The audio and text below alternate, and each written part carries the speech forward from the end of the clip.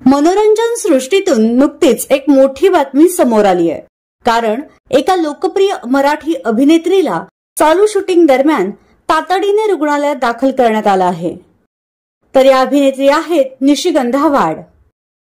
सध्या त्या सुमन इंदोरी या मालिकेत महत्त्वपूर्ण भूमिका साकारत आहेत।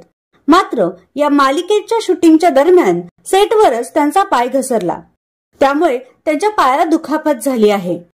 या दुखापतीमुळे त्यांना तातडीने रुग्णालयात दाखल करण्यात आलं। सध्या त्यांची प्रकृती स्थिर असून डॉक्टरांनी त्यांना विश्रांतीचा सल्ला दिला आहे।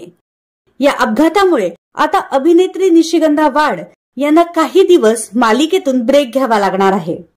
मालिकेत त्या सुमित्रा मित्तल हे दमदार पात्र साकारत आहेत। तर अभिनेत्री निशिगंधा वाड या लवकरात लवकर बऱ्या हो हीच सदिच्छा।